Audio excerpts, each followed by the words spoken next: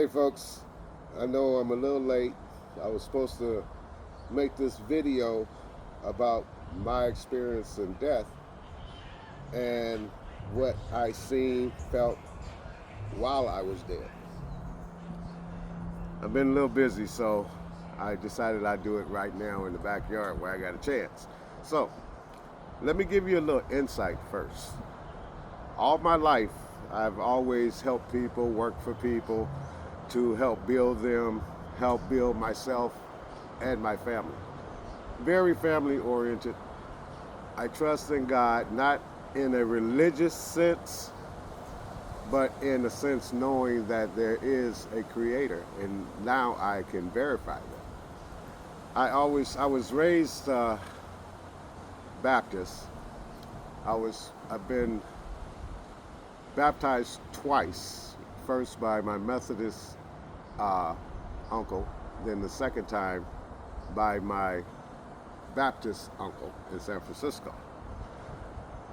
I've traveled all over the United States. I've been to every state except for Alaska. I've been to every major city. I've dealt with so many different types of religion. I have been prayed over. I don't know how many times by how many religions. I've ate with the Amish. I've dealt with the Catholics, the Mormons, the Jack Mormons, every type of religion known to man. And my question is, why are there separate religions if there's only one God? And so I started changing my belief as a youngster to believing that there's one God and there's no such thing but as religions, unless it's that deity that you're giving this hope to, giving this praise to for being here in this world. So let me get to my story. I died in 2021 on March 19th because I ended up spending 420 in the hospital. It started on a hot day in the summer. It was a hot day, well, in spring. It was a very hot day. My girlfriend had left to go over to her sister's house. I'm at the house. I'm in my office. I'm on the computer. I'm on telephone calls. I'm taking a break. Decided to take a break, and I'm gonna sit down and I'm gonna play some Madden against the computer and chill out. Well, as I sat down, I started feeling kind of lightheaded, kind of dizzy. My girlfriend, like I said, had just left to go over her sister's house, which is about 15 minutes away, one-way drive. Um, and as it went on, I drank some water. I said, okay, it's probably just heat, you know. But as I sat down, I started getting weaker and dizzier. So I said, let me call somebody. So I thought of the first person I could call, which was my friend for over since 2005, Carla Lawrence.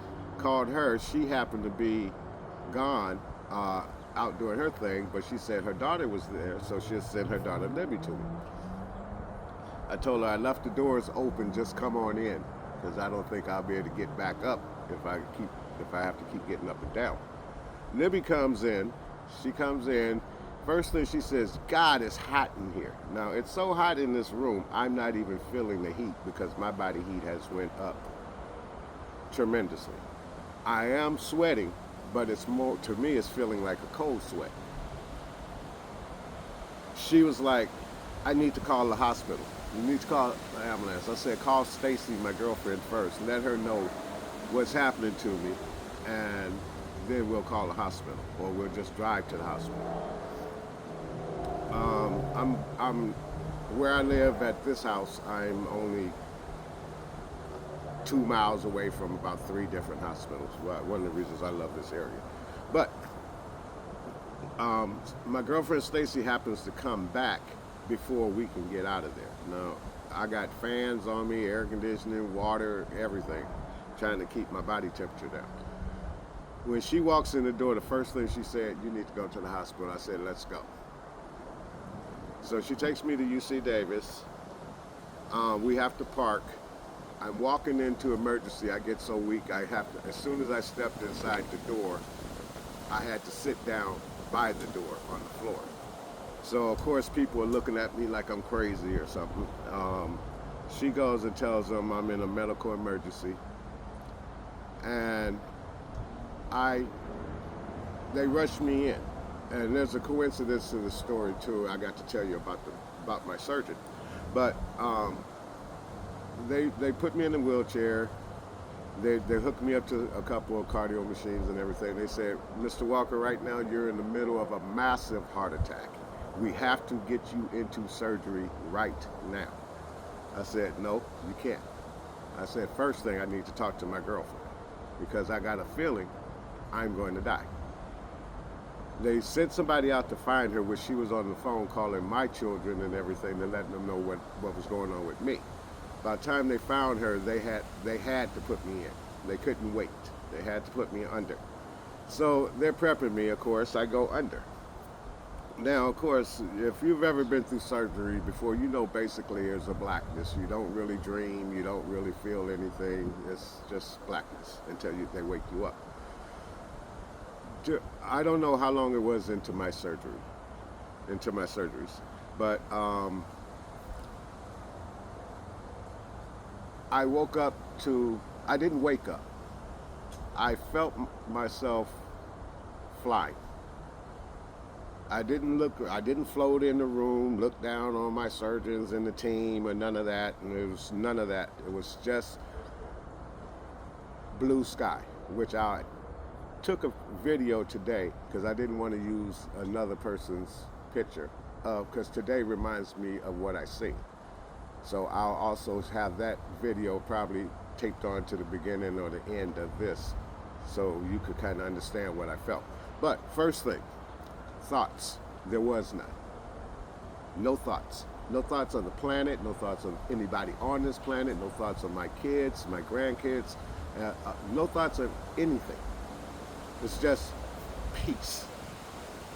And the type of peace I'm talking about is not like, oh, you're tired and you're resting and you get some peace and you're sitting down chilling, doing something. I mean total peace.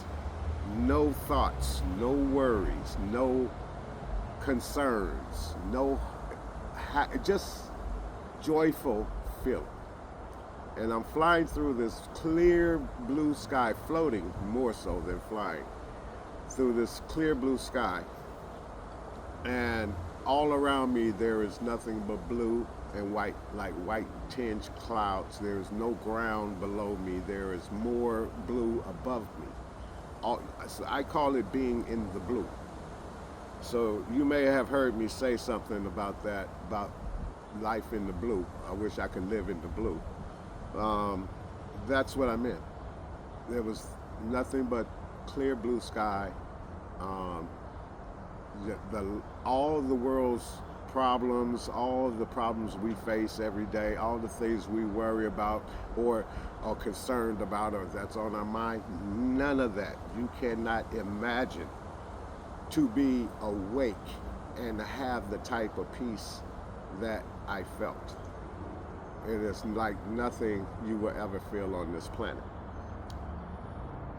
So as I'm floating up, I start feeling a sound. It wasn't like I'm talking to you now. It's not like you hear birds whistle, wind, whatever. You actually feel it throughout your entity, your soul. And it comes as a communication, but it's not words. And the first thing was the calmness, is that I felt, and it wasn't even interrupting the calmness. It was like part of the calmness, part of the peace of serenity. And I'm gonna have to say this too. One thing I always ask God, and I say God, is that I know all the work I do is good. I know I will help people a lot. But I didn't want to be like Moses, to create a promised world for people and not be able to enjoy it.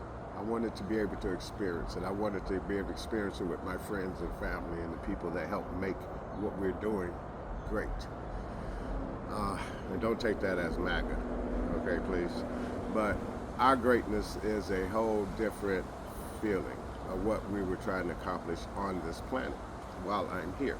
And I know life doesn't last forever. I've never been scared of death. I grew up in, like I said, some of the toughest places to live in America and some of the most luxurious places in America. I have a who's who list of people that I know that would surprise you. If I start mentioning names, they'd say you're just name dropping, but these people know me. And they know what I've done. And they know how I've exceeded and succeeded in everything I've done. So this feeling that was speaking to me recounted that. Recounted my life, but it wasn't like pictures and movies and all that. It's just a quick, simple recounting that you've been a good person all your life. No, and I knew every man falls short of the glory of God. And it said, I'm not done. It says, you will receive this gift, but you're not done. So I didn't understand it.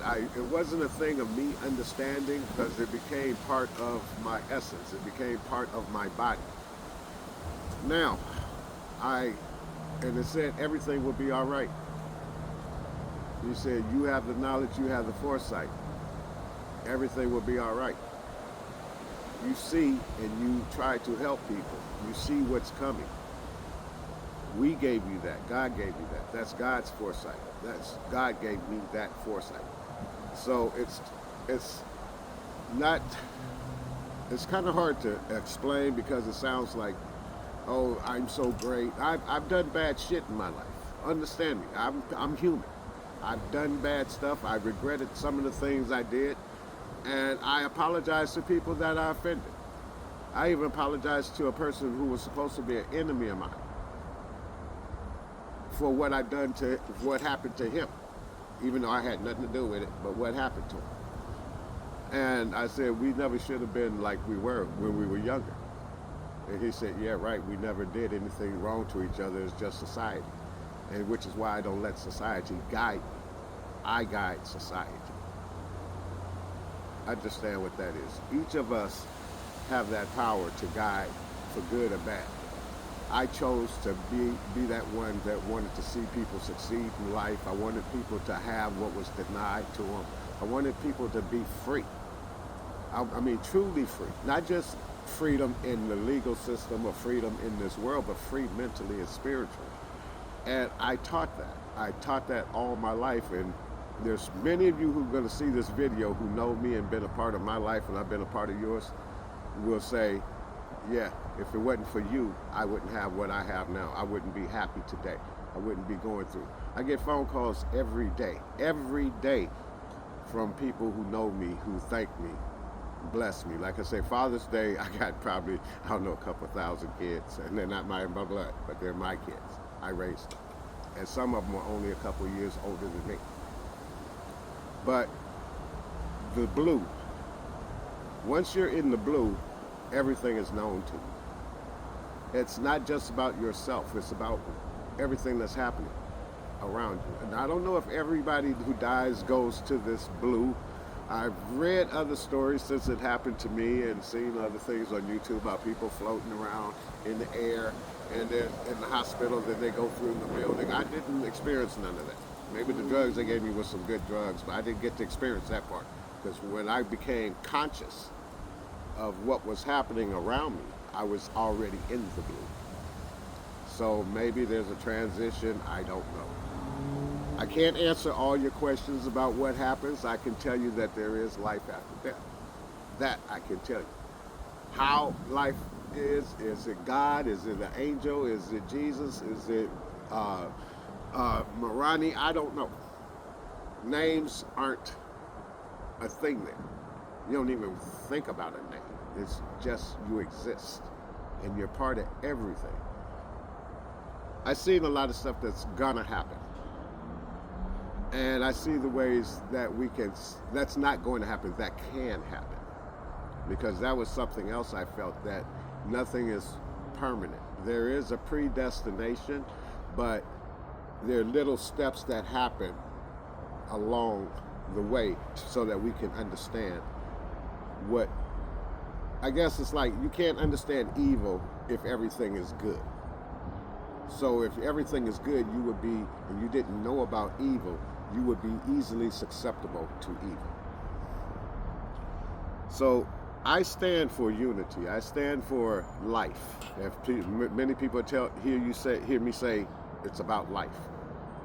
And what I mean about life is about your life and everybody's life around you. We let society program us, just like the religions. The religions, you notice they all have common features. If you go and look at different religions, they all have the same basics. But then they start telling you, you're supposed to eat this, you can't eat that, you can't live this way, you shouldn't dress that way, you shouldn't dress this way, you shouldn't speak this way, you should. Okay, that's not freedom to me. Freedom is understanding that I know words hurt. Freedom is understanding that I'll try to choose not to use those words. I'll try not to get in this confrontation. I'll try to end this confrontation peacefully. Freedom is being able to walk into the streets and be able to say, it's a beautiful day and I know it's going to be a beautiful night. Nothing's going to happen bad today, but we have evil in this world. And just like God destroyed this world before because of evil, God can do it again. And God will do it again if we allow it to be that way. And this is something that it's kind of hard for me to explain. I've seen the uprisings. It's about to happen, and this is why I'm telling our people, this isn't our fight right now. This is their fight. This is part of what I've seen. But trust, it's going to be okay. I already know it is. We just have to understand that God has our back. God wants us to live and experience this. Now, I don't know about reincarnation. I don't know about any of this other stuff that they talk about. I haven't experienced another life, but I feel we are recycled. Our spirits are recycled. If we haven't learned the lesson here on earth, and you'll hear me talk about the lesson. If you haven't learned the lesson here on earth, we have no future. We have no future. So it's up to you. It's up to you. You have to shake off a man's beliefs and get back into what life is really about. Life is about living life without harming another. Sure, there is a balance to life. For us to live, something must die. But that is life balance. As when we die, something will live off of us. And this is why I'm also going to put this in. When my final death comes, I want everybody to know I do not want a coffin. Either you cremate me and put me back into the earth, or wrap me in a shroud and put me in the earth. We are not supposed to be in coffins and boxes. We are part of the life cycle. When we die, our body decomposes and brings forth new life. While we live, in order for us to continue living, we have to kill something. We have to end some type of life, whether it's plant or vegetable or animal. Whether it's animal or plants. You have to kill some because this is our balance. And people don't understand the balance. We say, why does this person have to die? Because God intended that person to die, no matter the age. No matter the age. That's the body that died. The spirit is recycled. The spirit is brought back. Some people had to die as, for example, like Jesus. Jesus died as an example of bravery, of courage against the evils of man, because we are all evil. The biggest problem with this earth, if you look at it, is mankind. Now, I can't go into how we got here, what happened, how man became. That's none of my business, and actually was never part of the conversation. I'm actually strayed a lot away from the basics, which is, but I feel I have to tell the lesson that I learned. The lessons that I learned is more important than the actual experience. I'm trying to spread these lessons to people, and if they listen, not just, I understand you hear me talk about finances, financial literacy, etc. That's just for this earthbound. What I want to talk to you about is your spirit. Where's your real heart? What do you care about your neighbor? Or do you only care about yourself? Do you care about helping, uplifting others, even when you uplift them past your status? See, I always told people I wanted them to be better than me. I want you to be the most perfect person you can be, which means you always extend a hand to a friend. People know they can call me, and if I can do it, I'm coming. I don't care. I'll stop what I have to do for myself to help another person, which they've seen that plenty of time. But I'm not selfish. You are. I can give up everything I got and I'll still be happy. I can give up everything that I can do monetarily, whatever. That's nothing. That's nothing. That's all. This shit is man-made, except for that tree behind you. But that wall is. This house is.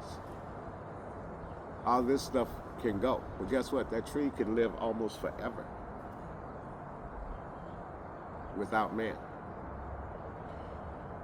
I look at pictures of the past of America. I look at pictures of other countries and how green and how beautiful and how thick and lush the forests were. That's why we in the city always want to have grass around. We want to be around life. I'm a farmer. I'm a country boy by nature. Even though I was born in the South, in the city, I commune with nature. I love plants. I love growing things. I love vegetables. I love animals. I love people. Now, sure, people don't love me as much. I mean, I do have people who are quote unquote call themselves my enemies, but I have none. They're not my enemy. I'm theirs.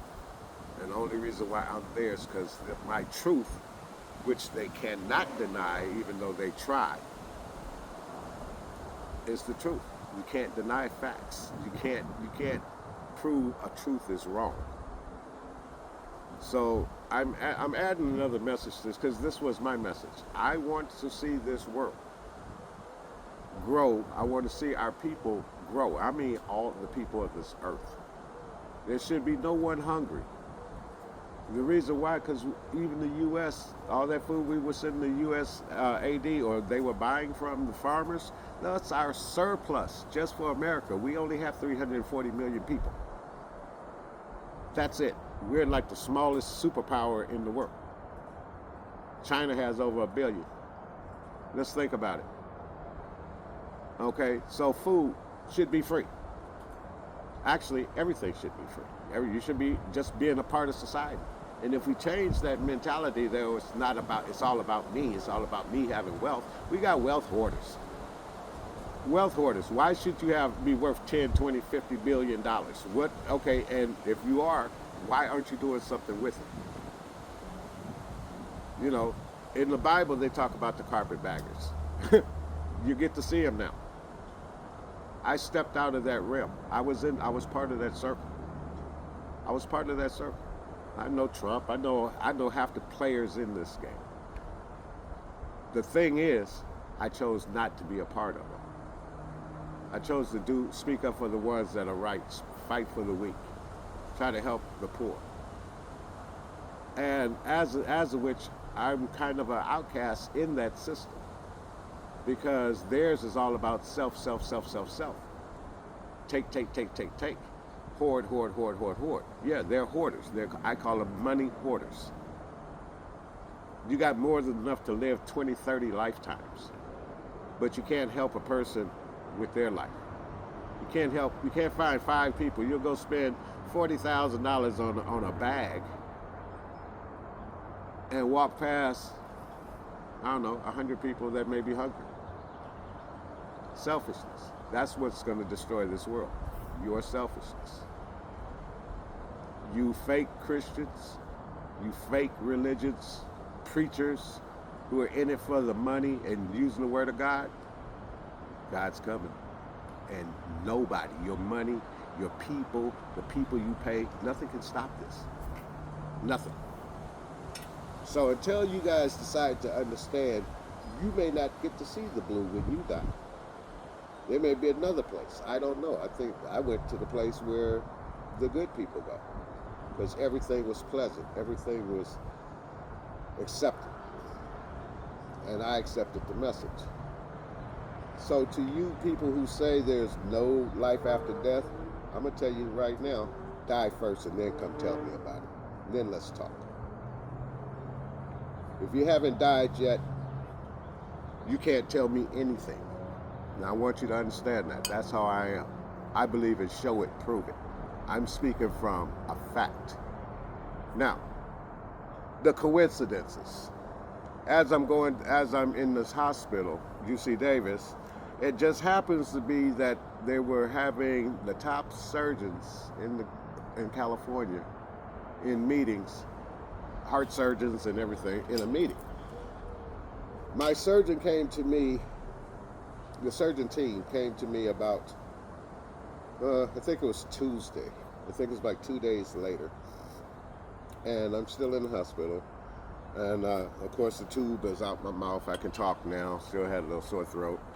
And he said, Mr. Walker, I wanted to introduce myself to you and to your surgical team. And he said, he told me his name, and he said, I'm one of the top heart surgeons in the state. And I just happened to be here for meetings when somebody called me and said, you have a patient that's coming in, a heart patient, and I had to be the one to direct it.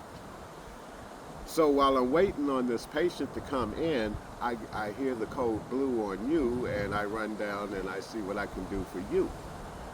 I didn't find out later you were that patient that I got that call from. He said, you got a lot of friends in high places, don't you? He said, people care about you. I said, well, yeah, I don't know who called you, but I think that they did. And he said, well, you got the best team to take care of you in California, and I'm happy to see, because we've actually lost you 3 or 4 times. He said, the last time you died, the staff wanted to stop. That we wanted to call you, but something told me, nope, you got to keep going. This person's too important. He said those were his exact words. And this is before he knew me or he realized I was that person. He said, something told me one more time. You can't just let him go. He's too important. So he did one more time. I came back. And I came back strong, he said. He said the first couple times when I came back, it was weak. I guess I was still in the blue at the time. And I don't know how long this went on. I never asked him those particulars, like how many times I died. He told me 3 to 4 times. He didn't tell me what was the time limit of this. I didn't ask and never wanted to know, because I knew all I needed to know. And that was the first coincidence, that he got that phone call, and then that voice told him not to stop one more time, and for me to come back on that one more time. So yes, I'm blessed to be here. Like I tell people, I'm meant to be here for a reason. Maybe I'm meant to be here to do this video. I don't know. All I know is that all I can tell you is my experience. You don't have to believe it, but you can look around you and you can see what's happening in the world. You can see what's been happening in the world, but you can't see what's about to happen. And I'm gonna leave that up to you guys. If you go back through this video, I told you what's going to happen. I know what's going to happen, but it's still up to us as people to make that happen, make that future happen. Because I also see what could happen, and the reason why I say what's going to happen, because I'm put back here, and these other people are put back here on this planet to stop that from happening. To stop that Terminator world. You've probably heard me say that before. It's our choice. We can either have a Star Trek world or we could have a Terminator world. But it's all going to be up to you and your decisions. Now, I'm not going to say Trump and the MAGA, not Republicans, MAGA, you know, they're a small group. They're a group of that big compared to this big. It's the power influence and the desire for money and the selfishness that we face is what's really going to destroy us. So my lesson to you, if you want to live, you want your kids to have a better life, you want generations of your family to have a good life, let's work on the first part. Stop being selfish. You're selfish. You're greedy. You're programmed. Break the programming, and you have to break it intentionally. I'm not telling you to go to God, go to your church and pray. I'm telling you to work within yourself. You have to work within yourself because you are a selfish individual. We are brought up to be selfish. Don't share your toys. They're going to break it as a kid. Don't do this. Don't bring your bike outside. Don't bring this outside. Don't do this. Don't do that. Why? Sharing is what's going to keep us together. Sharing and helping each other, helping your neighbor. That's in the Bible. For you religious people, it's in the Bible. Why are you going against everything you're supposed to be in your religion? Why are you going against it? It's since you chose a religion. Why do you break those and then got nerve to say, I'm this, I'm that, and think you're above somebody else? You're not. You're nothing. You're dust. Just like we all are. You may want to think you're better because you got a little bit more, or you got some followers, or you cute or ugly. It don't make me no difference. You're a person to me. But to others, it does. Why do you have these idiosyncrasies? What makes it so good for you? You know, I'm going to end this, but I want y'all to know something. That there is life after death. Not in the terms that you're thinking about. Like, we're not going to another world, another city where we can just walk around and bebop and be assholes like we are today. No. If you make it, you will understand. If you ever die and come back, hopefully you get that same message I got.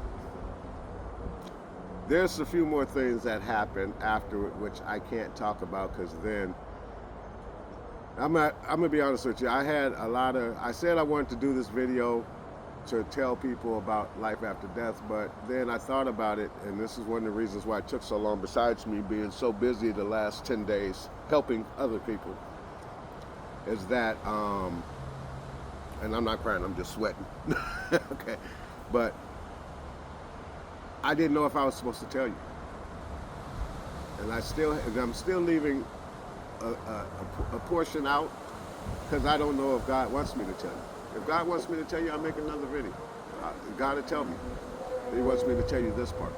But if I start telling you this part, you'll see the future. You'll see that future, and I think you'll get distracted. The things that you need to do. But I will tell people certain things. Like I told people, this isn't our fight this time. And I'm talking about our black people. I said, this isn't our fight. Our natives, this isn't our fight. This is the fight that the other ones, because they got to learn the lesson. And part of the lesson is very simple. You're no different than that next person. That is the first part of the lesson. You're no different than the next person. What makes you think you're better than this other person, what makes you think they're worse than you or lower than you, is your own hell. That's not heaven, that's hell. I look at everybody as an equal. I don't care how much money you got, how much fame you got, you're the same as me. So this is one part of the lesson you have to learn. And it's not about politics, it's about people. It's about people. We all have to learn this lesson again. So when you guys learn the lesson, our world will be a lot better. We'll be cooperating and living together. You won't care about race, religion, or creed, because all that is really fake. There's a very important part of the lesson, I think I can say this because other people have said it. There's only one race. There's really only one race of humans. There is another race, but they're not humans. They're not God created. So you have to figure that lesson out for yourself, but one day it's going to become apparent. And we don't have long. We have about 30 years. About time. So my grandson, who is now 4, would be approximately 34, 35, a young adult. I want him to be one of the ones that are like me. I want him to be one of the ones that will survive where the rest of you won't. We talk about the Great Flood, and they said the Great Flood covered the whole earth. And it did cover the whole earth, but it didn't reach every mountaintop. It went over, it covered the world. It covered the world, but there was land all around the world. Certain people got saved where the majority died. And that was so we could start again. And then we got sidetracked again. This next coming, if it happens, will be the last. If not, we have a life in a world that will live on until the world itself dies. So, my message to you guys, yes, there is life after death. I've experienced it. If you want to deny me, die first and then come talk to me, because you don't know anything. Those of you who think you know so much, I've proven you wrong so many times. You've seen everything I've said has came to happen. I'm not a prophet. I don't consider myself a prophet. I consider myself a person who pays attention and knows right from wrong. So, your decision is, do you know right from wrong? And if you do, which way do you choose to go? So, anybody who sees this video, who's a friend of mine, if you, friend, family member, it doesn't matter to me. If you don't believe in what I am, disassociate yourself from me. You don't believe in what I talk about, disassociate yourself from me. I still have your back. You don't have to have mine. I got God. I got God's back. I can sit here in this planet and I don't have to work a day in my life, not because I have money or homes or anything like that. It's because I understand that. I understand what you don't understand. So go find the lesson. Go look in the mirror. Go look at yourself. Go look at review your life. Do that. And now you won't have to die and before you can get peace. You can have peace on earth. You're not going to reach that peace. Trust me, you're not going to reach that peace at all. But you can have peace and live your life and enjoy a fruitful life here, because we're here to learn. We're here to learn. That's why we're here. So again, everybody sees this when I finally take my last breath and leaving this world out of this body, out of Harris Walker's body, then I'll be at peace. But I wonder if I'll ever wonder if my planet and my people on this planet are in peace. Maybe we need to change the way we're learning. Maybe we need to learn the real things in life and protect against it. I don't know. I'm just here. I'm here doing what I do. So hopefully I can get more people to understand. I hope this video raises more questions than give you answers, so you can ask and I can try to answer them the best I can. And sure, I probably won't be 100% right, but I will be 98.3% right. Everybody have a great day. God bless you. Treat your neighbors right. Make friends. Treat your children right. Take time, spend time with your family and your kids as much as possible, because this world will take away the only thing you can't get back, and that's time. Spend your time in love. Get out of hate. Amen. Hallelujah. God bless y'all. Everybody be safe. Gotta go.